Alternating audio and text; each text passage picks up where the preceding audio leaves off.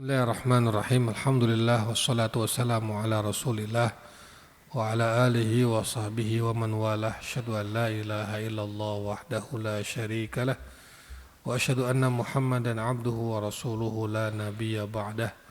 Allahumma salli wa sallim wa barik ala habibina wa syafi'ina wa qurrati a'yunina sayyidina wa maulana Muhammadin wa ala alihi wa sahbihi ajma'in, amma ba'd. Ada sebuah hadis, ini hadis yang diriwayatkan oleh Abu Hurairah radhiyallahu anhu. An Abi Hurairah qala qala Rasulullah sallallahu alaihi wasallam inna Allah azza wa jalla yaqulu yawmal qiyamah ya ibna Adam maritu falam ta'udni qala ya Rab kaifa a'uduka wa anta rabbul alamin qala amma alimta anna abdi fulanan marida falam ta'udhu amma alimta annaka law udtahu lawajadtani indah ya ibna Adam istad'amtuka falam tut'imni qala ya Rab kaifa ut'imuka wa anta rabbul alamin qala amma alimta annahu istad'amaka abdi fulanun falam tut'imhu amma alimta annaka law at'amtahu lawajadta dhalika indi ya ibna Adam istasqaituka falam tasqini qala ya Rab kaifa asqika wa anta rabbul alamin qala istasqaka abdi fulanun falam tasqihi amma innaka law saqaitahu wajadta dhalika indi rawahu Muslim. Hadis ini unik. Ini jangan difahami kejadian sesungguhnya, tapi ini hadis itu bersifat kiasan, bersifat contoh.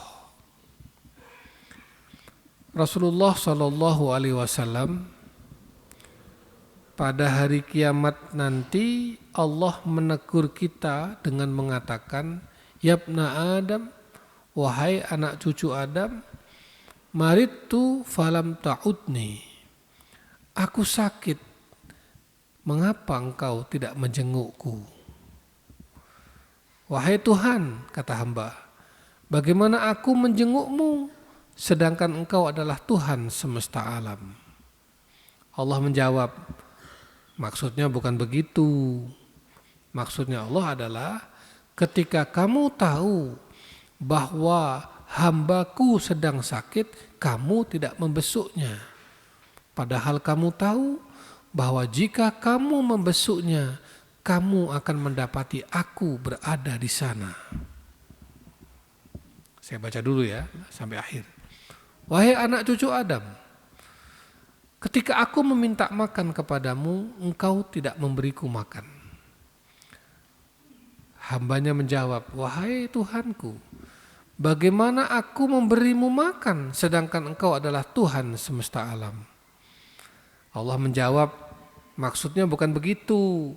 Maksudnya adalah ketika kamu tahu bahwa hambaku sedang kelaparan dan kamu tidak memberinya makan, padahal kamu tahu bahwa jika kamu memberinya makan, kamu akan mendapatiku berada di sana. Wahai anak cucu Adam, ketika aku meminta minum kepadamu, engkau tak memberiku minum. Hambanya menjawab, wahai Tuhanku, bagaimana aku akan memberimu minum sedangkan engkau adalah Tuhan semesta alam? Allah menjawab, bukan begitu maksudnya. Maksudnya adalah ketika kamu tahu bahwa hambaku sedang kehausan, kamu tidak memberinya minum. Padahal kamu tahu bahwa jika kamu memberinya minum, kamu akan mendapatiku berada di sana. Rawahu Muslim. Ini hadis penting. Ini hadis tentang muamalah. Hadis tentang pergaulan, hubungan kita dengan orang lain, hubungan kita dengan saudara, hubungan kita dengan masyarakat. Allah menggambarkan dalam hadis ini seolah-olah Allah sakit. Seolah-olah Allah sakit. Hambanya enggak menjenguk Allah. Hamba ini bingung. Bagaimana aku menjengukmu? Engkau kan Tuhan semesta alam. Kok sakit? Nah ini. Kata Allah, ini kiasan aja. Maksudnya bukan seperti itu. Maksudnya ada hambaku sedang sakit, kau tak membesuknya. Padahal kalau kau membesuknya, aku sedang berada di sana. Jadi Allah itu dekat dengan orang sakit. Allah dekat dengan orang sakit.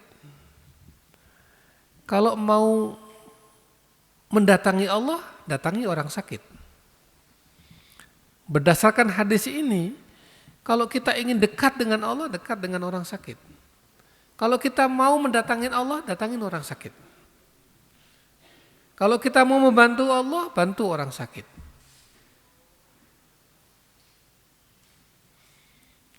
Ini berarti hadisnya para dokter, hadisnya para perawat, hadisnya para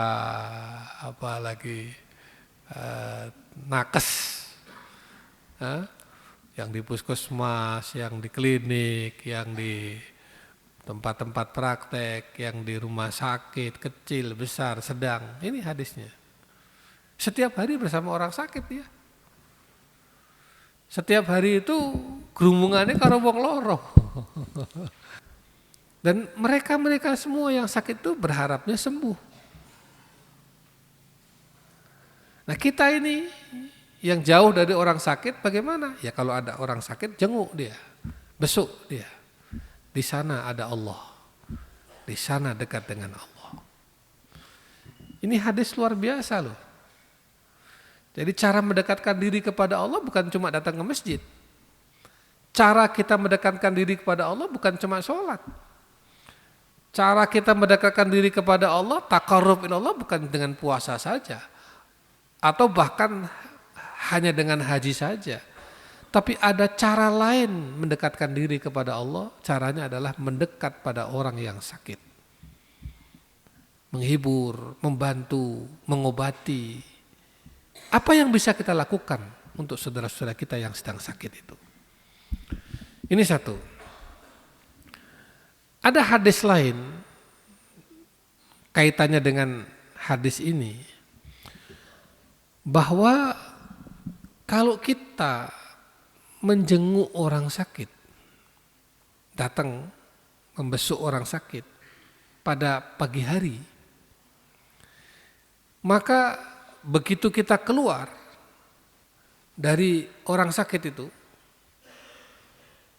selesai kita menjenguk, besuk orang sakit, meninggalkan orang sakit itu, maka kita akan diiringi oleh sekitar 70 malaikat.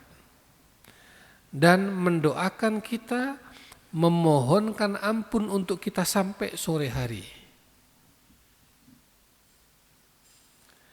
Kalau kita menjenguknya pada sore hari, orang sakit itu, lalu kita keluar dari ruangan itu atau keluar dari orang sakit itu, meninggalkan dia, selesai membesuk, maka akan keluar bersama kita 70 malaikat mendoakan kita dan memohonkan ampun terus-menerus untuk kita sampai pagi harinya.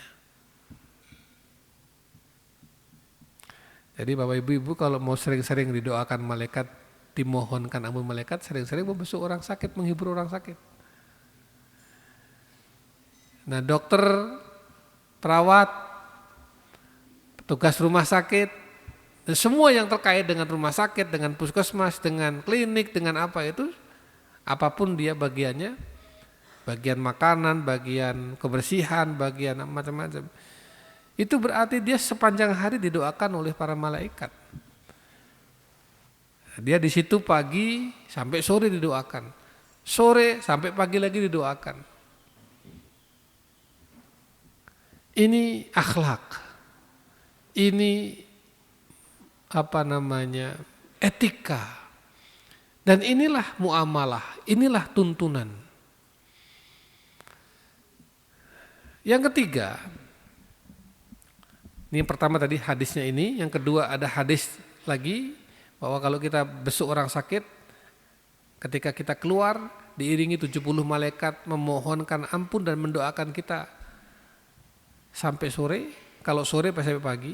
Yang ketiga, apa yang kita lakukan ketika membesuk orang sakit? Ketika kita membesuk orang sakit, yang dilakukan hanya 2 hal. Kalau dalam sunnah Rasul itu cuma 2 hal. Satu, menghiburnya, membesarkan hatinya, memotivasinya, memberinya harapan. Kalau yang sakit itu nampaknya psikisnya, harapannya mulai ngedrop, kita beri dia dukungan moral. Kita beri dia support. Kita beri dia harapan-harapan. Jangan sampai orang sakit ini sudah stres, kemudian ini teko-teko tilik, ya nek kaya iki memang sebenarnya sih meh mati ki. Ya enggak boleh. Ya kita tahu, dokter itu tahu juga. Oh ini kan udah enggak bisa tangani, ini masih bisa, ini saya udah nyerah, angkat tangan. Tapi kan dokter pun juga enggak akan ngomong begitu juga. Mesti pelan-pelan. Ya. Nah, satu adalah menghibur. Apa yang kita lakukan ketika menjenguk orang sakit? Menghibur, memberi support, mendorong, memotivasi, memberi harapan. Itu yang pertama. Yang kedua mendoakan, itu aja. Saya masih banyak melihat kita ini belum terbiasa mendoakan. Baru menghiburnya iya, mensupportnya iya, tapi enggak mendoakan. Enggak mendoakan itu karena memang enggak bisa berdoanya atau bagaimana? Sering sekali ada orang sakit datang ngobrol, kocahan, canda-canda segala macam, habis itu pergi. Jadi mendoakannya. Kalau kita nggak bisa doa untuk orang sakit, ya minimal Fatihah saja, atau pakai bahasa Indonesia. Mari kita doakan yang sakit. Salah seorang mimpin doa, atau kalau nggak mimpin ya doa bareng-bareng saja. Ini misalnya yang besuk sama-sama nggak tahunya. Wong sing besuk, wong 5, wong 6, kabeh ora iso donga, misale. Terus piye? Ya kan bisa. Bapak Ibu, saudara-saudara, mari kita doakan siapa misalnya Fulan bin Fulan, Bapak Fulan bin Fulan, Ibu Fulan bin Fulan untuk kesembuhan, kesehatan, mudah-mudahan Allah berikan kesembuhan, kesehatan, kebugaran kembali. Al-Hadiniyah, Al-Fatihah, itu selesai itu. Itu paling mesti harus ada itu, karena itu sunnah Rasul. Sunnah yang ditinggalkan itu jenguk tapi pulang nggak mendoakan. Itu datang doakan. Nah kalau ada yang bisa mendoakan, memimpinnya doalah. Pakai bahasa Indonesia boleh, pakai bahasa Arab boleh. Kalau pakai bahasa Arab, ini direkam aja boleh kalau nanti susah nulisnya. Doanya itu gampang. Bismillahirrahmanirrahim. Nas'alullahal azim, Rabbal arsyil azim, antashfiyahu wa tu'afiyahu. Kalau dia perempuan, antashfiyaha wa tu'afiyaha. Allahumma shfihi atau Allahumma shfiha. Kandung laki apa perempuan? Antas syafi, la shifaa illa shifauka, shifaan la yughadiru saqaman. Allahumma la ba'sa bihi tahurun insyaallah. Selesai doanya gampang aja. Coba tuduhkan bersama-sama. Ya, ini supaya ngikuti sunnah Rasulnya. Bismillahirrahmanirrahim. Nas'alullahal azim Rabbal arshil azim an tashfiyahu wa tu'afiyahu. Allahumma shfihi anta syafi la shifaa illa shifauka shifaan la yughadiru saqaman. Allahumma la ba'sa bihi tahurun insyaallah. Mudah kan? Itu versi pendeknya. Kalau mau versi panjang lagi ada. Na'udzu billahi wa qudratihi min syarri ma najidu wa nuhadir. 7 kali dibaca. Yuk, tirukan. Na'udzu billahi wa qudratihi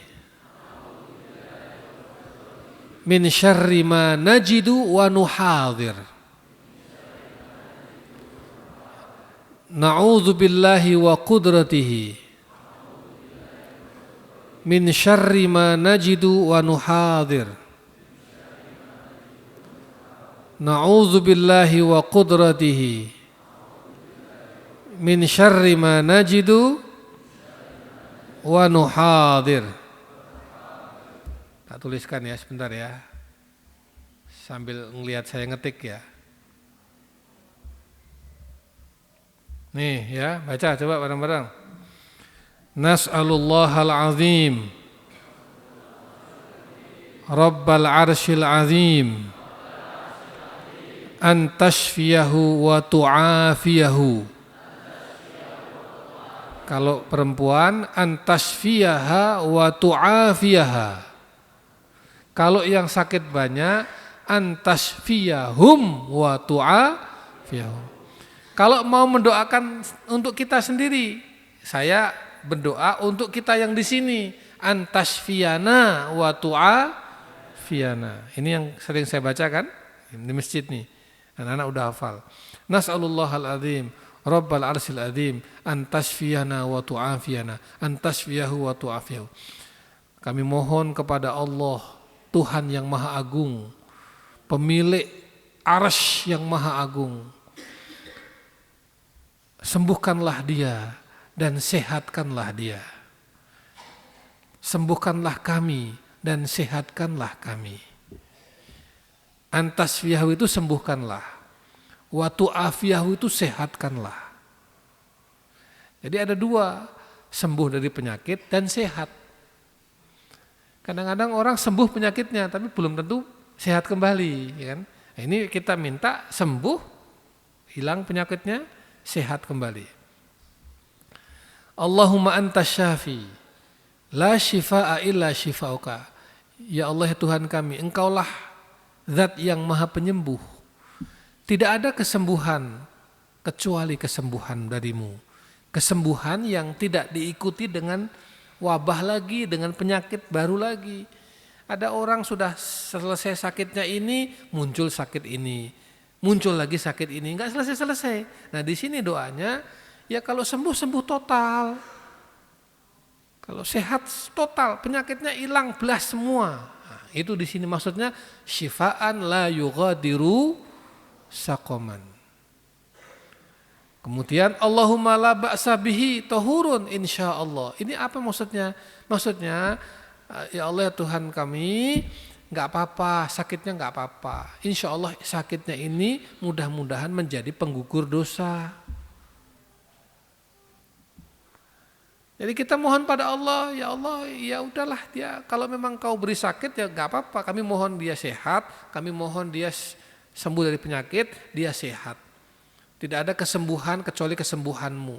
Supaya dia ini sembuhnya total, jangan lagi dikasih penyakit yang lain lagi. Yang berikutnya lagi, ya Allah enggak apa-apalah dia sakit juga, memang itulah takdirnya. Tapi jadikanlah sakitnya ini sebagai pengurang, penggugur dosa. Tohur. Ya. Nah, kalau ini doa dibaca 7 kali ini, khusus yang bawah ini 7 kali, ya. 7 sekali ini. Kami mohon perlindungan Allah dan kekuasaan Allah dari sesuatu yang buruk yang kami dapati atau sesuatu yang buruk yang mungkin akan kami dapati, yang kami hindari. Nih, ada sesuatu hal yang buruk. Kita tahu itu buruk. Kita mohon perlindungan Allah dari keburukan itu. Tapi ada keburukan yang kita nggak tahu itu buruk. Nah di sini min syarri ma najidu wa nuhadir. Ya, kan kita kadang-kadang begini. Makanlah, kita makan sesuatu. Ada orang tahu makanan ini berbahaya, buruk. Maka hindari makanan ini. Beri kemampuan untuk menghindari makanan ini. Tapi ada makanan yang kita ini nggak tahu, memang nggak tahu kalau makanan ini berbahaya, buruk. Minta petunjuk agar kita terhindar dari ini, ya dialihkan. Sama dengan kita menuju ke suatu tempat. Kita tahu tempat itu buruk. Nah kita mohon agar dilindungi Allah.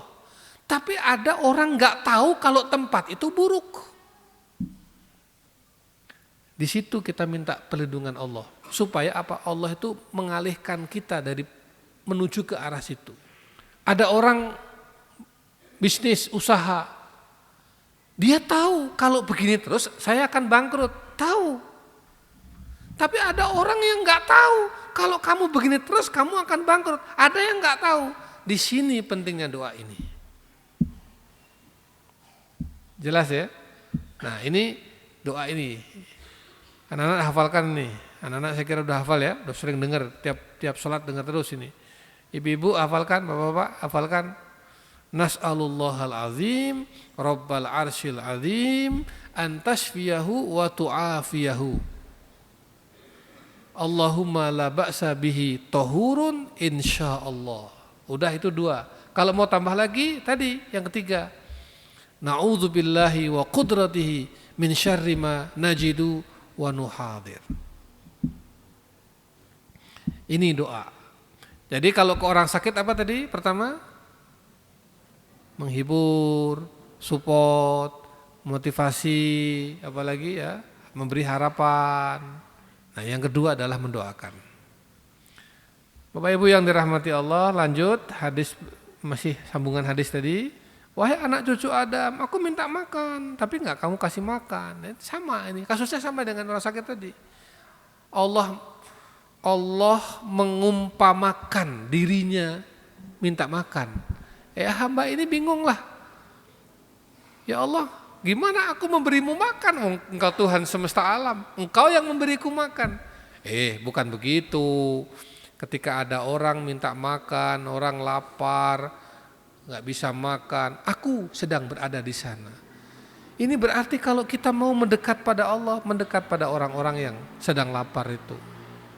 Makanya sedekah, menyantuni orang, kasih makan orang, itu cara kita mendekat kepada Allah Subhanahu wa taala. Ya. Sama dengan ini.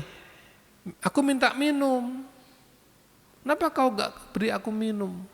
Sama. Allah ada di sana. Di Mekah, Madinah itu banyak sekali orang sedekah makan minum. Bahkan pakai truk tronton, truk trailer itu. Bahkan sekarang itu ada kok beli minuman dia satu plastik itu dibawa ke dekat Masjidil Haram. Ini kan orang-orang yang hotelnya jauh dari Masjidil Haram itu melaku kan menuju Masjidil Haram. Itu kita kasih minuman di tengah jalan itu, bagi-bagi aja. Luar biasa. Bahkan ada di Masjidil Haram itu orang modalnya tisu. Beli tisu 3 atau 4 wadah. Modalnya cuma beli tisu aja kayak gini. Ya. Terus dia tuh berdiri di tempat tawaf itu, cuma begini. Itu orang yang tawaf itu kan keringetan, panas, gembrobios. Kadang-kadang sambil tawaf begini, ngelap tisu. Itu sedekahnya dengan sedekah tisu. Ya, yang udah pernah haji umroh sering lihat itu. Kadang-kadang sedekahnya dengan apa? Dengan minyak wangi. Dia beli minyak wangi botol kecil sekali, murah itu. Mungkin 5 real lah itu harganya, murah. Tapi dia saking inginnya bersedekah. Dan dia terinspirasi dengan hadis. Bahwa disunahkan masuk masjid itu memakai parfum, wangi-wangian. Dia berpikir, ini kalau ada 10 orang saya kasih wangi-wangian, berarti saya membantu 10 orang melaksanakan sunnah Nabi. Kayak apa pahala saya? Modalnya cuma 5 real, 10 real. Maka kadang-kadang kalau kita masuk masjid mau dikasih kayak gini, jangan kayak gini. Meskipun minyaknya nggak wangi ya, hargailah dia. Mungkin minyak wangi kita, parfum kita jauh lebih wangi daripada punya dia. Tapi dia sedang mau berbuat baik loh itu. Ya kasih aja tangannya begini. Kalau nggak suka ya nanti masuk masjid cuci, kan gitu aja. Tapi kita minimal idkhalus surur. Dia mau membahagiakan kita. Supaya yang kedua dia dapat pahala juga. Kita ini berpahala karena membuat dia dapat pahala. Itu. Ada lagi. Ini sederhana. Dia itu nggak baca Quran. Mungkin nggak bisa baca atau malas baca. Tapi dia merapikan Quran yang dibaca oleh orang. Ini di Masjidil Haram lah kita tadarus semua baca Quran nunggu sholat nih. Kan kalau masing-masing menaruh Qurannya di rak, kan akan kacau softnya kan. Berapa juta orang itu. Ada 1 orang, 2 orang yang dia ngumpulin Quran sini, taruh, ngambil lagi, taruh. Itu pahala dia sama dengan pahalanya orang yang baca Quran tadi. Pinter ya. Ya. Tapi bukan berarti saya nggak usah baca Quran. Kenapa? Cukup mengembalikan Quran yang dibaca orang gitu. Enggak begitu. Ya. Jadi banyak hal. Apa yang intinya? Ini intinya. Takarub kepada Allah itu bisa dengan cara beribadah. Sholat, ya itu takarub kepada Allah. Puasa, ya itu takarub pada Allah. Haji, ya. Baca Quran, ya. Wirid, ya. Tapi jangan lupa ada cara lain mendekatkan diri kepada Allah. Apa caranya? Mendekat pada manusia. Datengin orang sakit, itu takarub kepada Allah. Datengin orang-orang yang butuh makan. Atau kalau ada orang minta makan, kasih. Kalau kita punya, kasih. Itu cara kita mendekat pada Allah. Ada orang minta minum, ada orang butuh bantuan. Selama kita masih bisa bantu, bantu. Itu cara kita mendekat pada Allah. Ya Bapak Ibu. Jadi jangan dilupakan ini, sisi ini kadang-kadang sering orang lupa. Jadi kayak dokter, perawat, para medis, petugas rumah sakit, itu setiap detik beribadah itu. Jangan dikira ibadah itu sholat. Ya, kalau gitu berarti kita beribadahnya dong-dongan, subuh ibadah, nanti sampai duhur jeda, nggak ibadah dong kalau gitu. Ketemu lagi sholat duhur. Ibadah jangan dilihat hanya itu. Oh kalau dia lagi baca Quran, lagi wirid, berarti ibadah. Tidak, itu ibadah. Guru yang setiap pagi itu ngajar, itu ibadah sepanjang hari, nggak jeda dia. Bapak-bapak yang bekerja keras, mencari nafkah dari subuh pagi sampai nanti sore, itu dia sedang beribadah. Sopir itu sedang beribadah. Saya pernah ngobrol sama seorang pilot, jamaah haji saya itu. Ustaz, saya itu kalau lagi menerbangkan pesawat itu Kadang-kadang ibadahnya ya terpaksa sholatnya jamak terus saya itu. Ya nggak apa-apa dok, Pak, Kap, sholat jamak nggak apa, memang di pesawat bagaimana? Jadwalnya dia jadwal terbang, ya kan? Tahu nggak Cap? Saya kasih dia insight, Cap. Siapa yang Anda terbangkan itu? Berapa ratus orang yang Anda terbangkan? Mungkin saya adalah salah seorang yang pernah Anda terbangkan, saya nggak tahu. Tahu apa yang saya mau ngapain terbang? Saya adalah seorang guru yang akan berceramah mengisi kuliah di suatu tempat dan itu Anda bantu menerbangkan. Berarti pahala saya mengajar Anda dapat.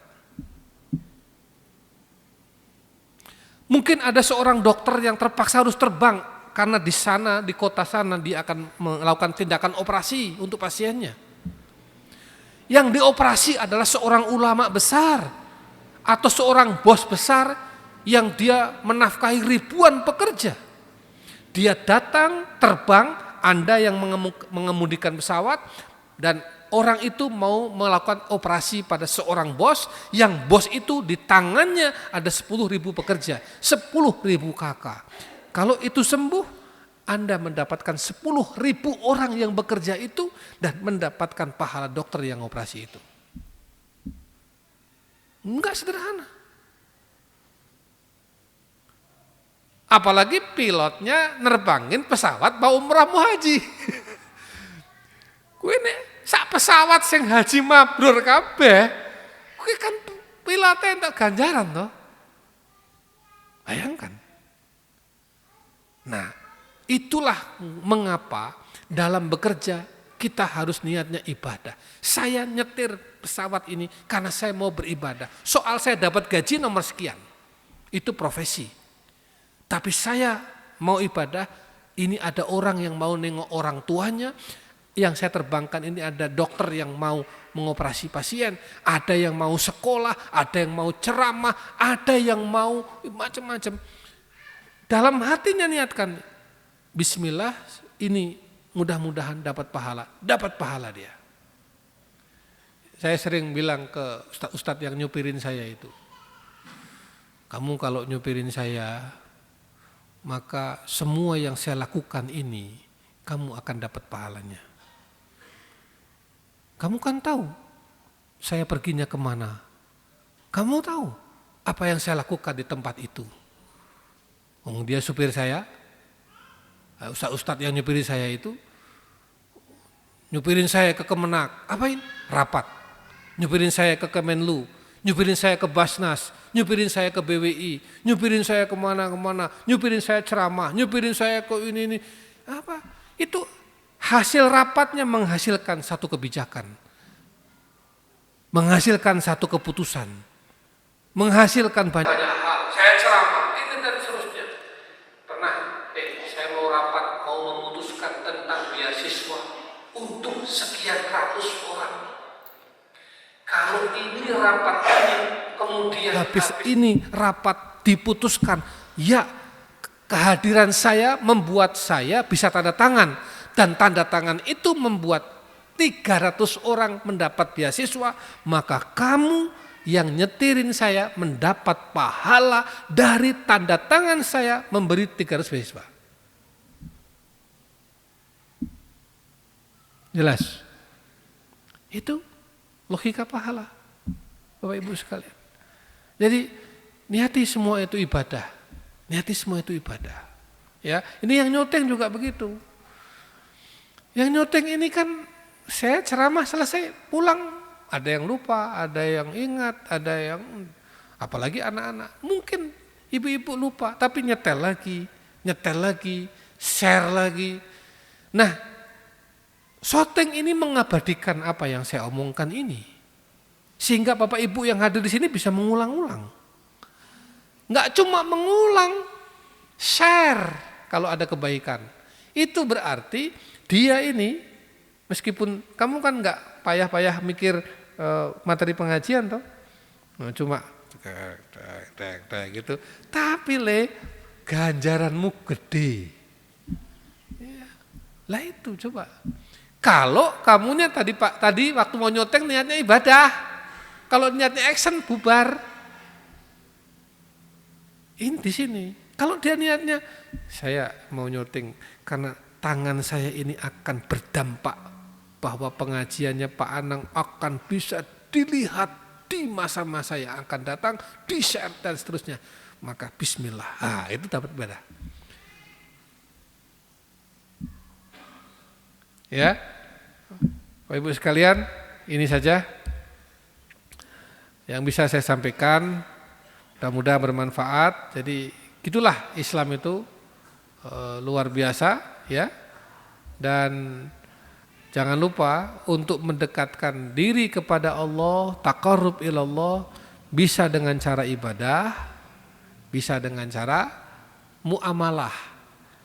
Mendekatkan diri pada Allah tidak harus mengunjungi Allah di Mekah atau di masjid atau dengan cara-cara ibadah formal, tapi mengunjungi Allah bisa dengan cara mengunjungi sesama manusia, terutama mereka-mereka yang membutuhkan bantuan kita. Aqulu qouli hadza wa astaghfirullahal azim li wa lakum wa lisairil muslimina wal muslimat min kulli dzamb wastaghfiruhu innahu huwal ghafurur rahim. Al-Fatihah.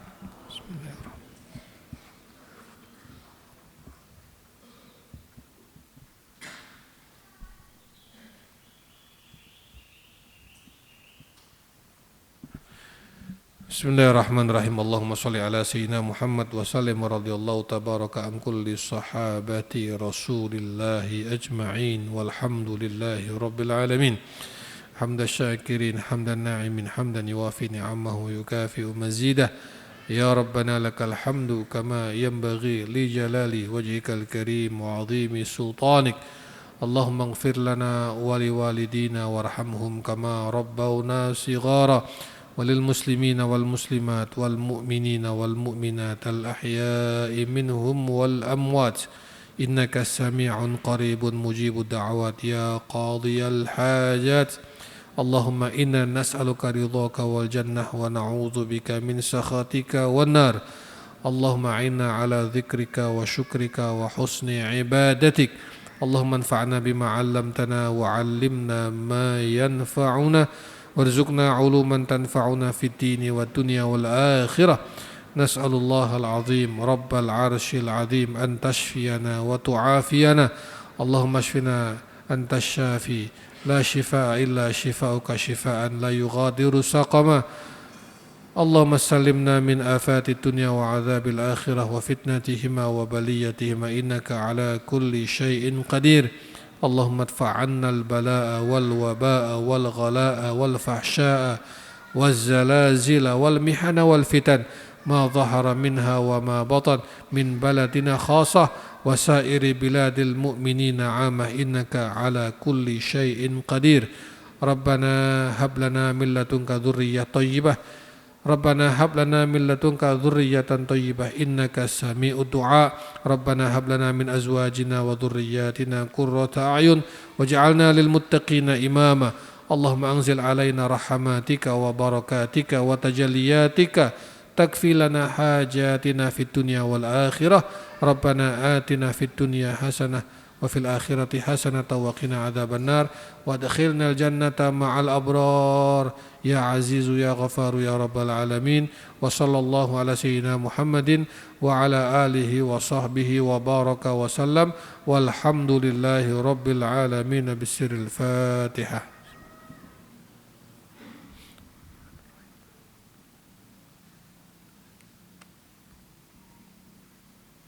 Assalamualaikum warahmatullahi wabarakatuh.